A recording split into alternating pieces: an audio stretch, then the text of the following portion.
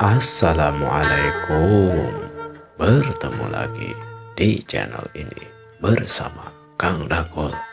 Kita lanjutkan dongeng Raga Sukma. Masih di season yang pertama, di episode ke-79.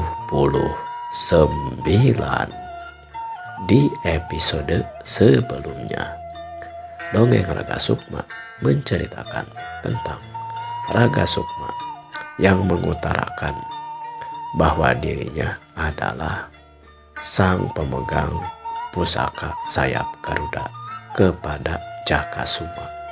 Nah, Jakasuma ini kan sebelumnya adalah orang yang memegang pusaka sayap Garuda. Bahkan dia juga ikut menempa logam untuk membuat pusaka sayap Garuda ini.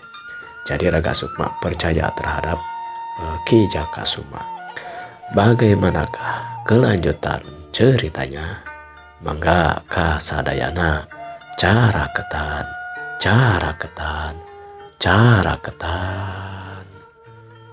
Jaga, memang ini susah sekali diangkatnya, berat sekali. Terus apa yang kita lakukan sekarang?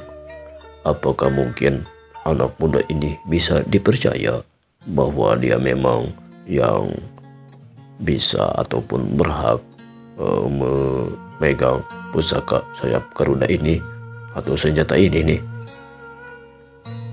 Tunggu Bang Sanca. Benar sekali bahwa tidak akan ada sembarangan orang yang mampu, tidak hanya menggunakan, apalagi menggunakan senjata pusaka sayap Garuda. Orang yang bisa mengangkat dan membawanya pun tidak sembarangan orang, apalagi menggunakannya.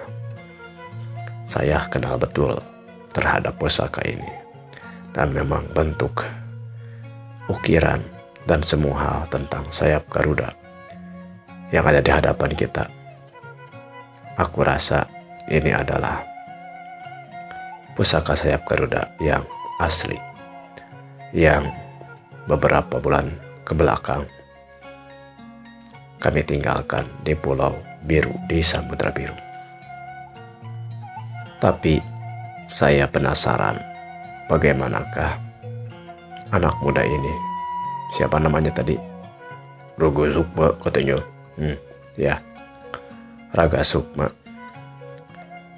Bagaimana kamu bisa sampai memiliki pusaka sayap Garuda? Jakasuma bertanya kepada Raga Sukma.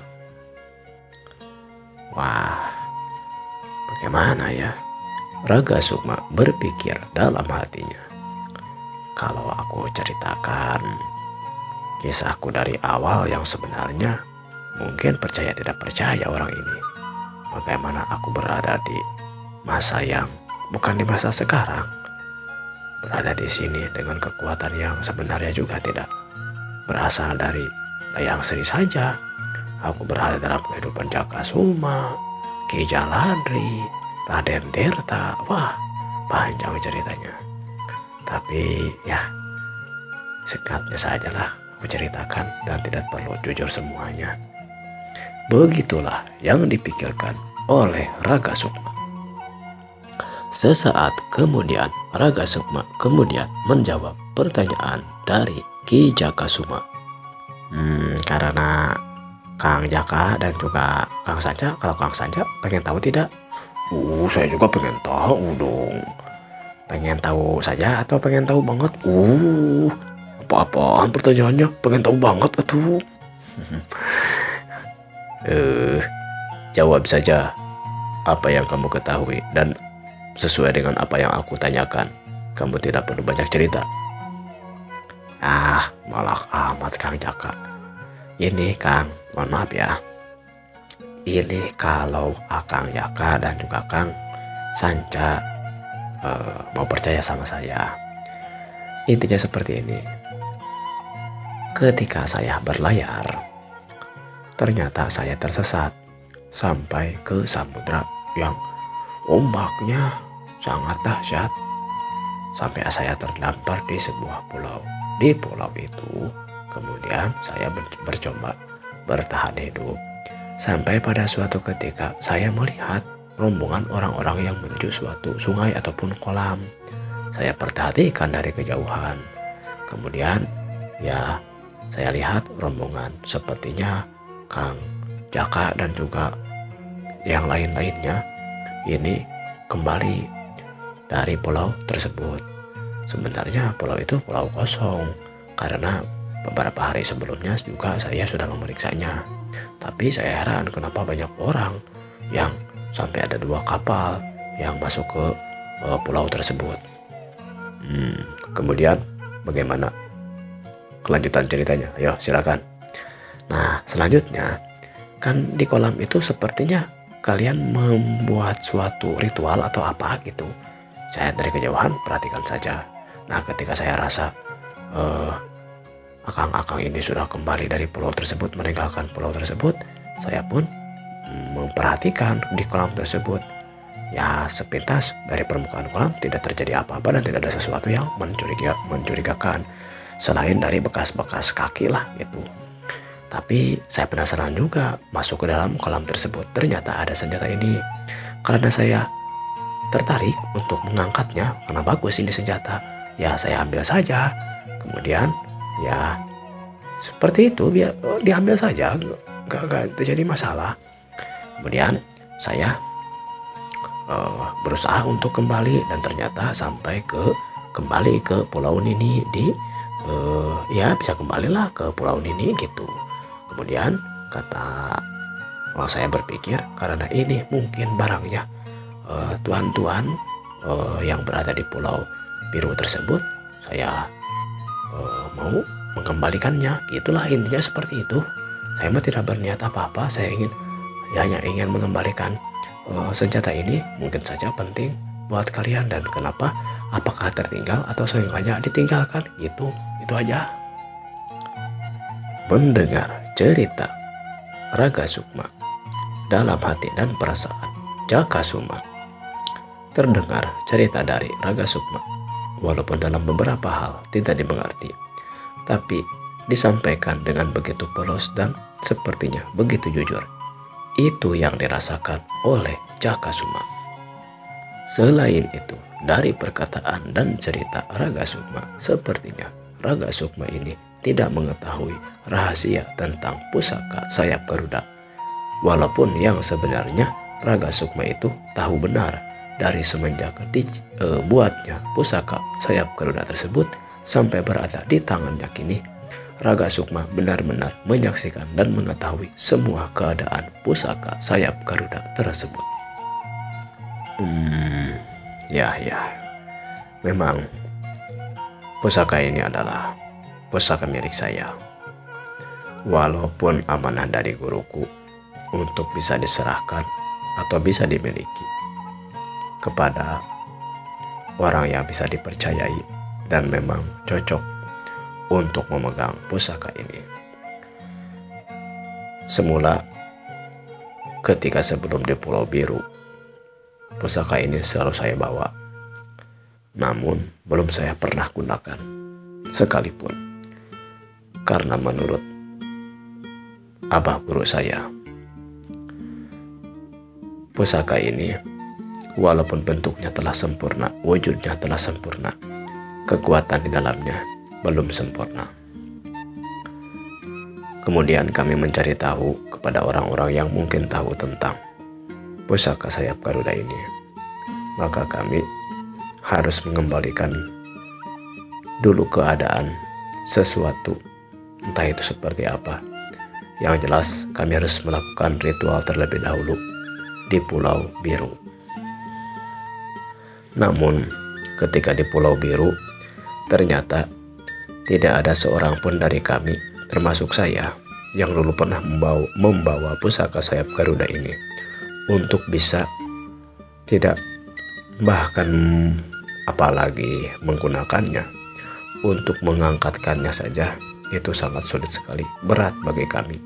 Seperti benda itu menempel di permukaan batu pada waktu tersebut.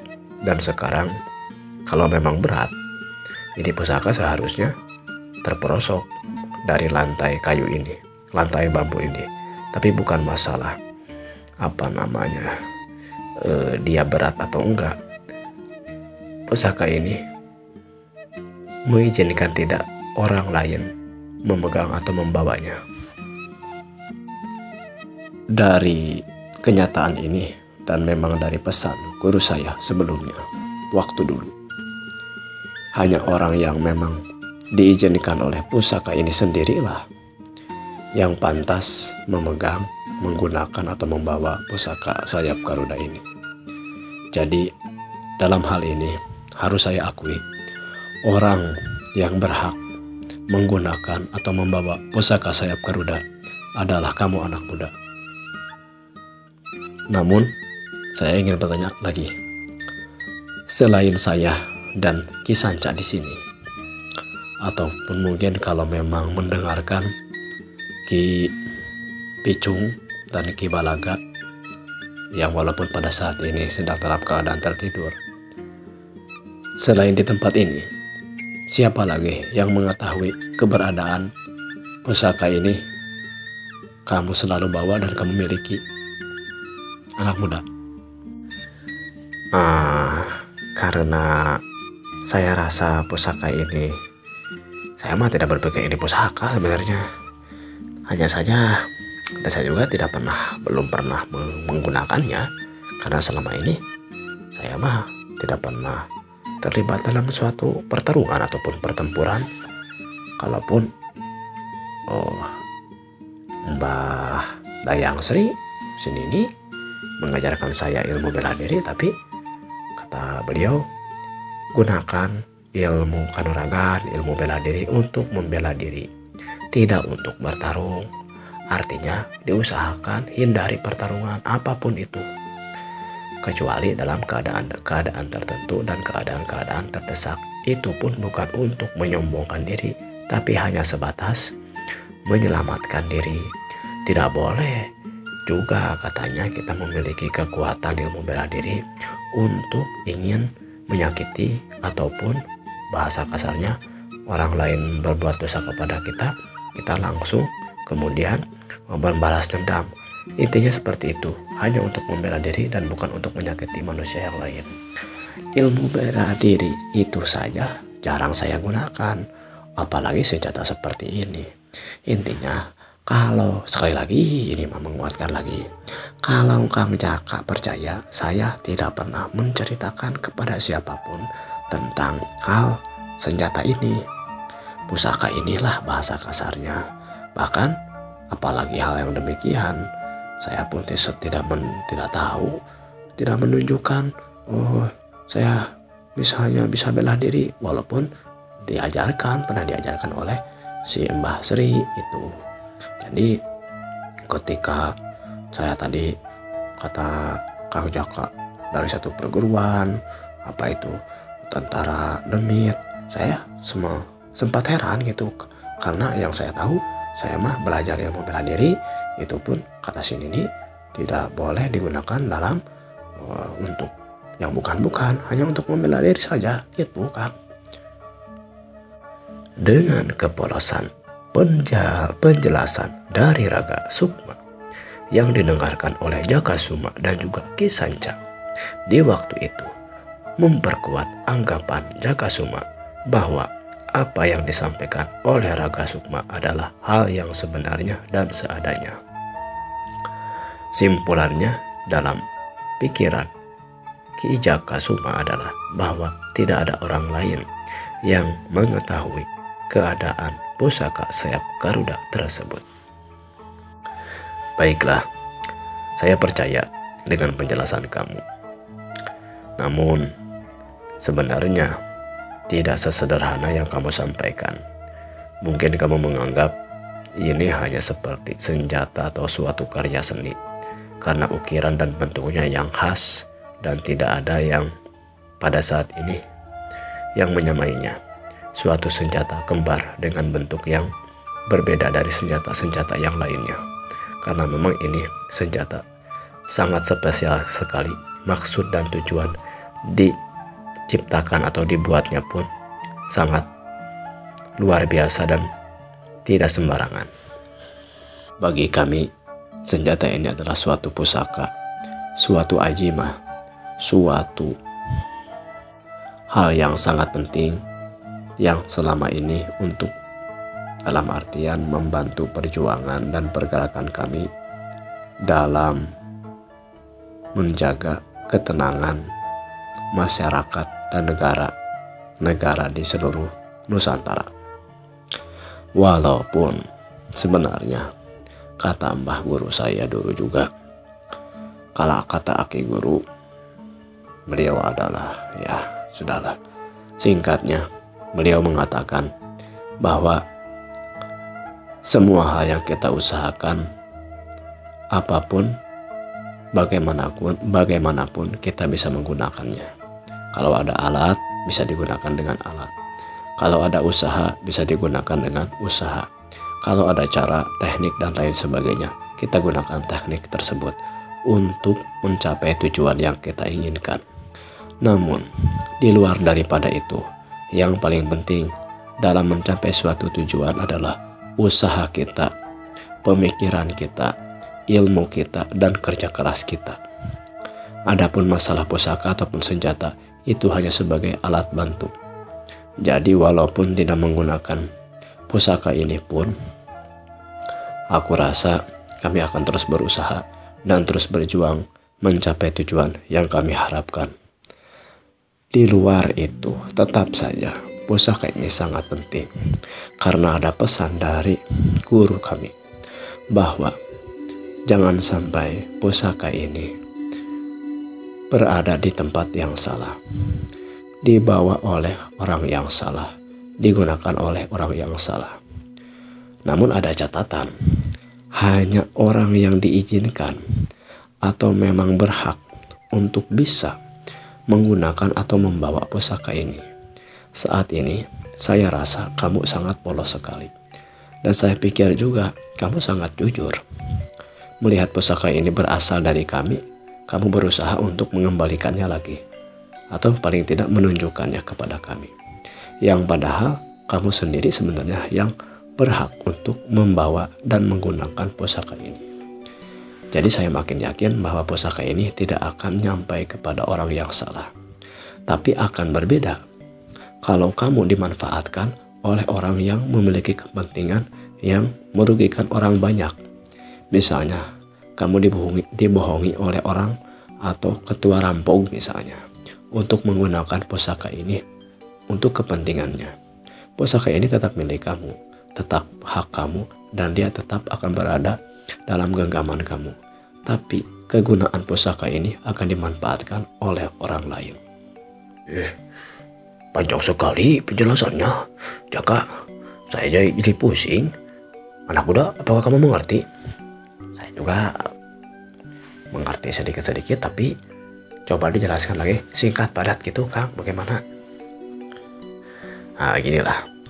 Ibarat kata pusaka ini adalah sesuatu yang suci, seperti ilmu agama, seperti misalnya emas permata. Cuman emas permata atau ilmu agama akan berguna hanya akan dimiliki oleh orang yang berhak memilikinya.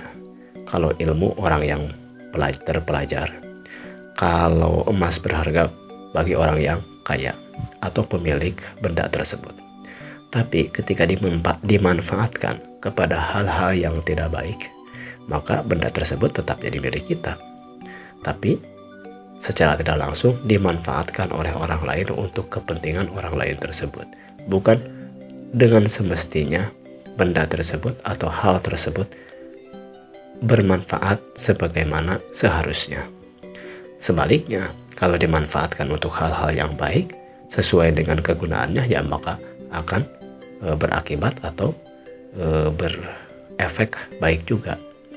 Seperti tadi, kalau dimanfaatkan dengan niat yang buruk, dengan tujuan yang buruk, hasilnya pun akan buruk. Bisa dimengerti pembicaraan saya?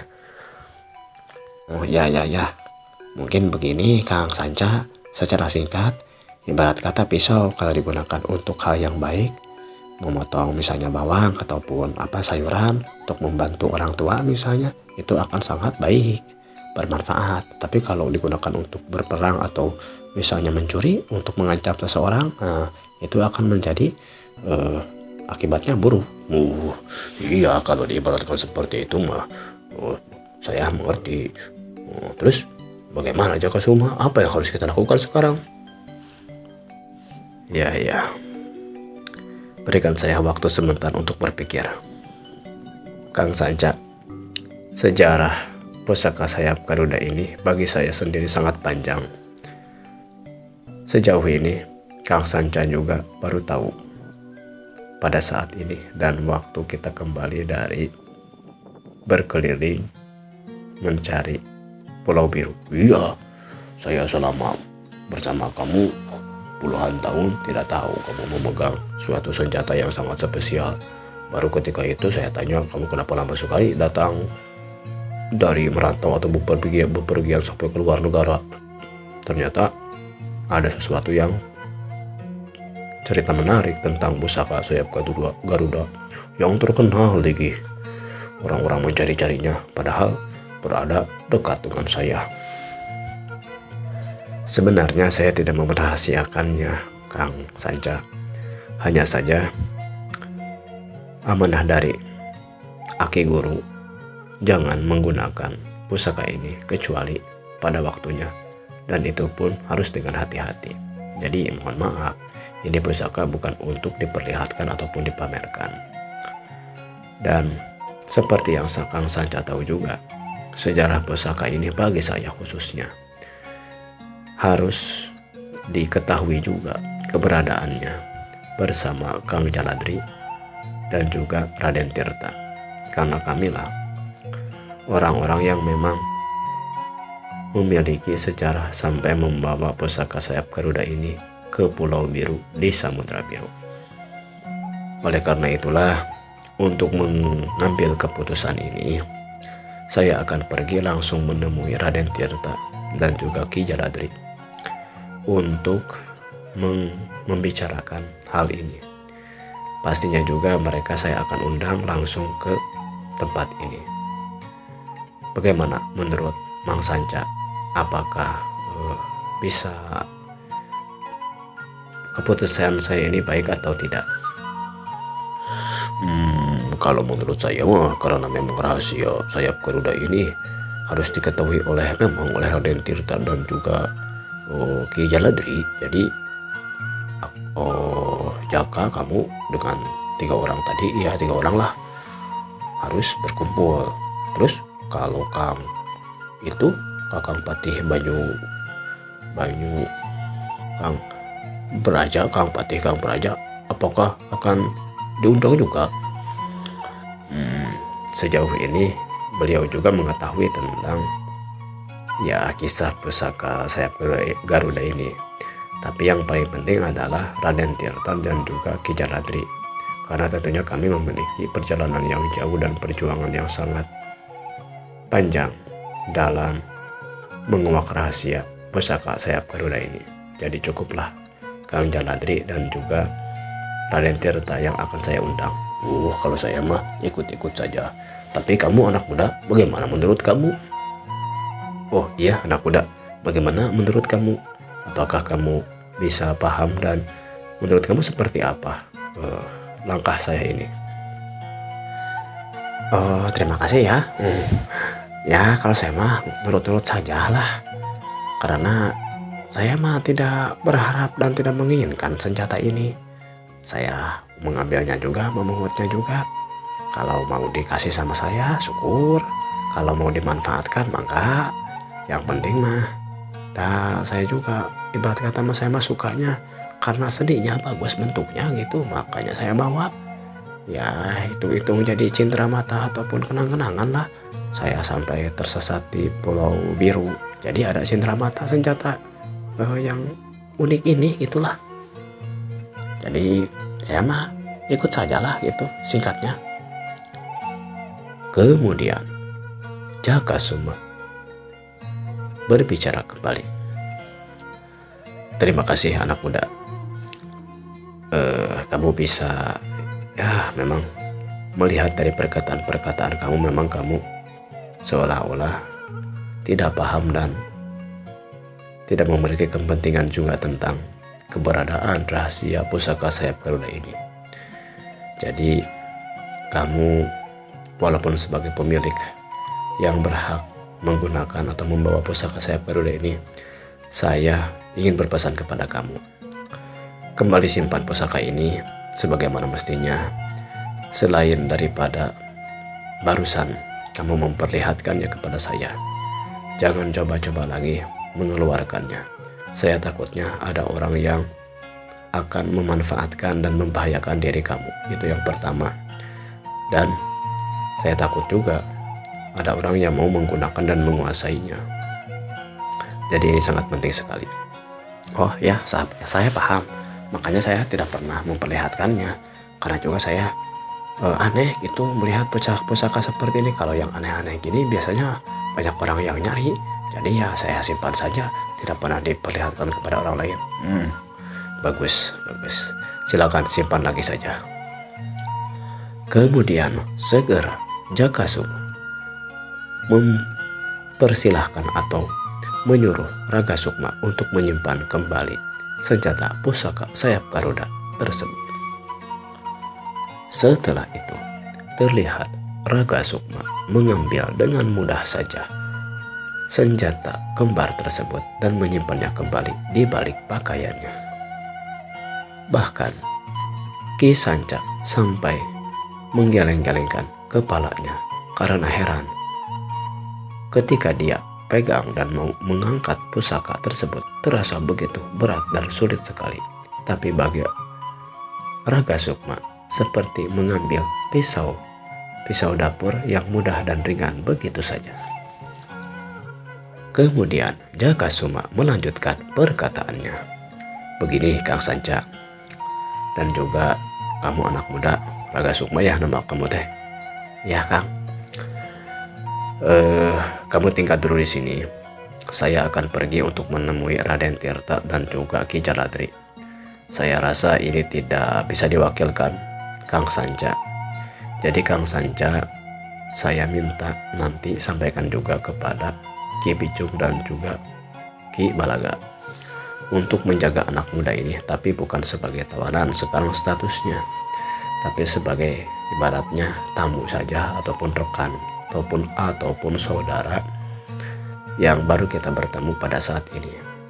Kalaupun ada Raga Sukma akan keluar ataupun jalan-jalan, saya harap tidak sampai keluar dari perkampungan ini dan jangan sampai jauh dari pengawasan Ki Sanca.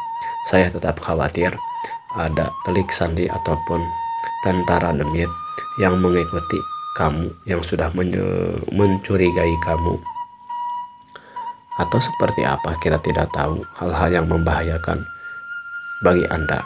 Dalam hal ini kamu Raga Sukma adalah sesuatu yang harus kami jaga dengan sebaik-baiknya. Wah, jangan seperti itu Kang, tapi terima kasih sekali. Tapi tidak harus seperti itu. Intinya ini saja, saya akan menunggu Kang Jaka dan juga nanti Raden Tirta ataupun Ki Jaladri.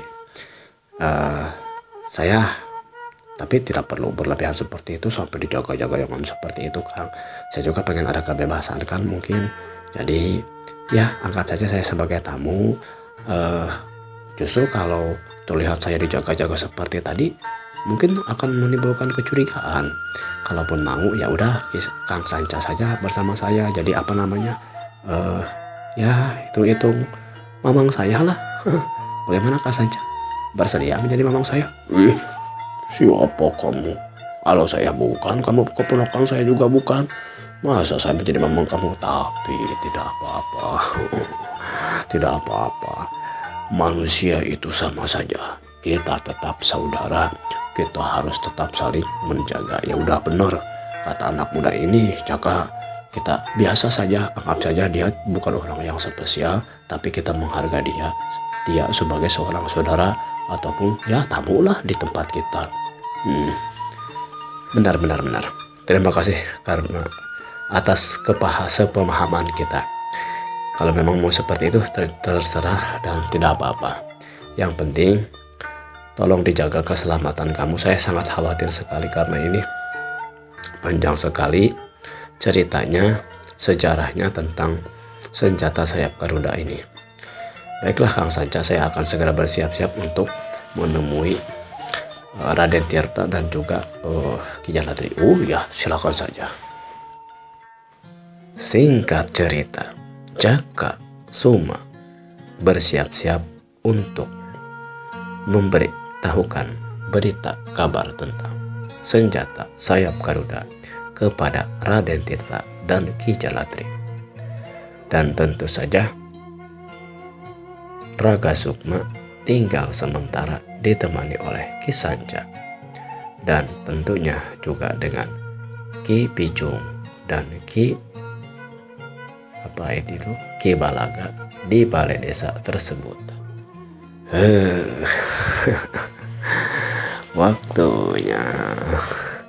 Waktunya sudah cukup untuk episode kali ini. Semoga terhibur dan menjadi, kalau dalam bahasa Sunda, pangbeberah manah. Kalau ada yang baiknya bisa menjadi pengetahuan untuk kita semua. Yang buruknya juga jadi pengetahuan, tapi untuk dihindari. Kita bertemu lagi di episode selanjutnya. Like, komen, dan subscribe di Antos ku Kang Dangol. Permio.